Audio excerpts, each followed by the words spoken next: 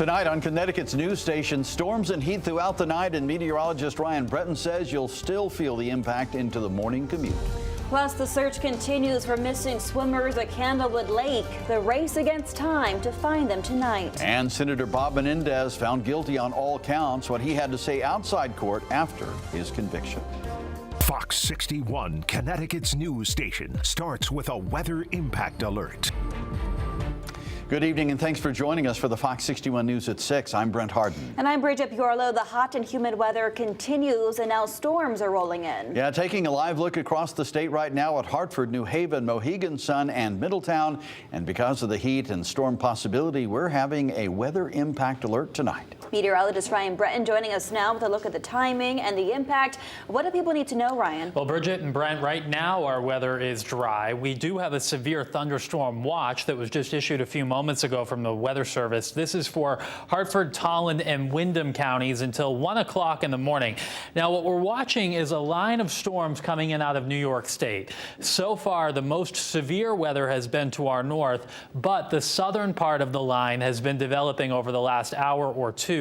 And it is starting to strengthen a little bit. So the question is, how much of this will hold together, or will it still strengthen as it moves into Connecticut over the next couple of hours? And putting the tracker on it, you can see that it'll get into Sharon at about 6:20, Danbury after 6:30, Waterbury close to 7 o'clock, and Hartford at about 7:15 or 7:30, given its current speed. Right now, I think the main threats from this line of storms would be strong gusty winds, heavy rain, and lightning. Now, the rain would be a good thing to cool us down because it is hot out there, but just be on guard for the possibility for a locally severe storm through about 8 or 9 o'clock this evening. Even though the watch goes until 1 a.m., I think that most of this action should be out of here by about mid-evening. Now, tomorrow morning we'll wake up to sunshine, and then tomorrow we have another threat for showers and thunderstorms, particularly in the afternoon and evening. And I think these may be a bit more widespread and pack more of a punch. Right now it's 90 in Hartford, 88 in New Haven. You factor in the humidity, it still feels like 99 in both New Haven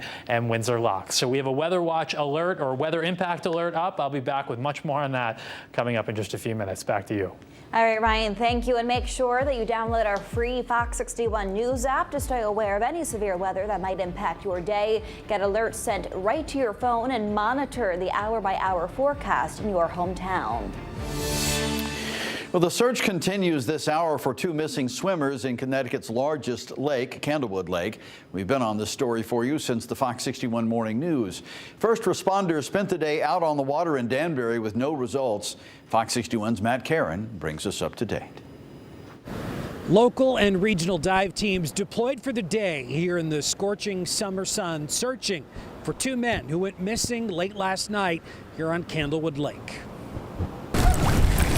As rescuers peered into the depths of Connecticut's largest lake, a family sat helpless under a shaded tree, waiting for word. My heart goes out to him. Fox 61 talked with Angel Zakai, the father-in-law of one of the victims. The family from Danbury with Ecuadorian roots. It's a big surprise. I don't want to say much. I'm here to find out more details. The 911 call from Candlewood Lake came in at about 10:30 Monday night. This is a tragedy. As a storm rolled in, The weather, darkness, and time was working against us. rescue crews returned at daybreak with a new mission. This is no longer a rescue. This is a search operation. They scoured the 11-mile-long lake for any sign of the 26 and 38-year-old men who reportedly jumped off a boat near this piece of land known as City Island. They're under a lot of heat, a lot of stress. They're putting a lot of work in, but we've had tremendous help. They've committed to staying out there as long as they can safely stay out there. The State Department of Energy and Environmental Protection is leading the investigation, pulling in resources from multiple other agencies, including drones, sonar imaging, and even dogs. We have search dogs on boats out there right now sniffing the water surface. It's still unclear what led up to the apparent drownings. As a popular summer recreation destination, Candlewood Lake is notorious for tragedy. Unfortunately, there's tragedy with when you mix the hot sun, long days, and accidents happen. It only takes a second. Deep tells me they'll be continuing this search as long as they can. They're also encouraging you to practice safe swimming techniques, including wearing a life vest, knowing your surroundings, and knowing what your swimming capabilities are. Also want to let you know that an ambulance pulled up to that crowd of family. A woman got inside and then took that woman away. Still working to determine what exactly happened. They were outside all day. It is an extremely hot day. Reporting in Danbury, Matt Karen, Fox 61. Connecticut's news station. Matt, thank you. Take a look at your screen right now. Glastonbury police are looking for these two people that they say ran from a traffic stop and nearly hit a police car.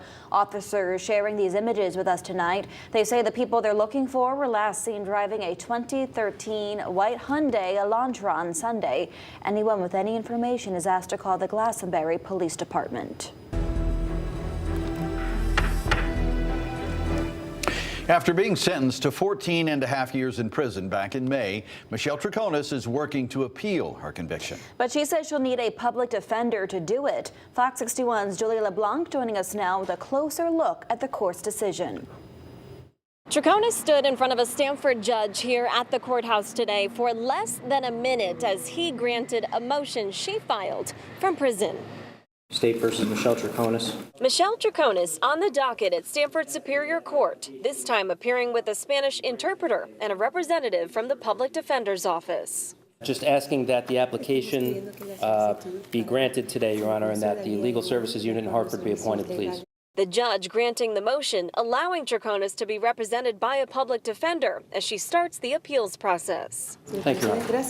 Troconis was sentenced to 14.5 years in prison back in May after a jury found her guilty of conspiracy to commit murder, among other charges, for her role in the death and disappearance of Jennifer Farber-Dulos.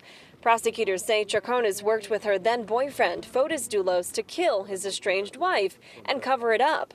For the last 5 years, Troconis, her family, and her former attorneys have maintained her innocence, making it clear they'd be appealing. But after her conviction, Troconis filed this paperwork from prison saying, quote, "I cannot pay the fees, costs, and expenses of an appeal. I am indigent, and I cannot afford to hire an attorney." Now, we looked into what it takes to qualify for a public defender in Connecticut.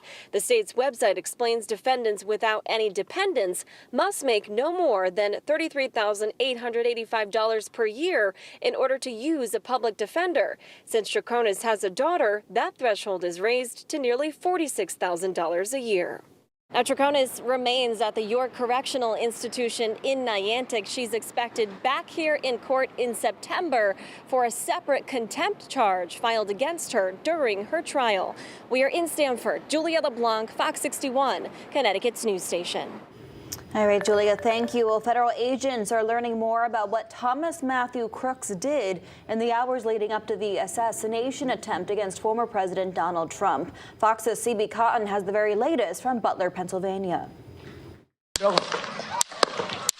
We're learning more about the man who shot and wounded former President Donald Trump here in Butler, Pennsylvania. Witnesses tell us they saw a ladder leading up to the roof of the building where 20-year-old Thomas Matthew Crooks fired from. And reports are now emerging that he purchased a ladder the day of the shooting at Home Depot. We also know he practiced firing at a local gun range, but we still don't know what motivated him to try and assassinate Trump. Neighbors say Crooks and his parents kept mostly to themselves. It's shocking knowing that someone who grew up in the area that I go to school and graduated from there could do something like this. Meanwhile, there's still plenty of finger pointing at the Secret Service. A senior official told Fox police were warned of a suspicious person at the rally, but Secret Service Director Kimberly Cheadle admitted Tuesday they weren't able to locate him before the shots rang out. His lead agent, who was on that stage, phenomenal. I can only imagine how furious they are that there was a breach on the perimeter. And as investigators comb through evidence and interview witnesses, folks in Butler remain in shock, with many saying they'll heed former President Trump's call for unity. Hopefully people will calm down and stop doing whatever it is people are thinking about. But yeah, like it's just literally insane. Like there's just too much violence. On Monday, the House Oversight Committee will hold a hearing looking into the Secret Service response to the shooting. In Butler, Pennsylvania, I'm CB Cotton, Fox News. New Jersey Senator Bob Menendez found guilty on all counts in his federal corruption trial. The jury convicted Menendez of taking bribes in the form of cash, a luxury car, and gold bars. The 70-year-old longtime Democrat did not testify at his 9-week trial, where prosecutors said he used his political power to protect allies from criminal investigations and that he acted as a foreign agent for the Egyptian government. But he did speak outside the court after the conviction. I have never violated my public oath. I have never been anything but a patriot of my country and for my country. I have never, ever been a foreign agent, and the decision rendered by the jury today would put at risk every member of the United States Senate in terms of what they think a foreign agent would be. Now, the senator's wife, Nadine Menendez, has also been charged and is being tried separately. Senate Majority Leader Chuck Schumer and New Jersey Senator Cory Booker have both called on Menendez to resign following today's conviction.